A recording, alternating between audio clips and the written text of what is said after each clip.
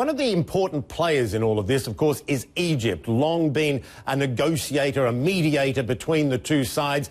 It does, however, the new government have very close ties with Hamas.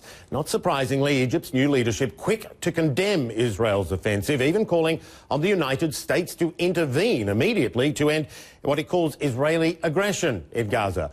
Our Reza Sayed joins me now from Cairo to talk more about this. And the interesting thing here, too, the Muslim Brotherhood is now the government in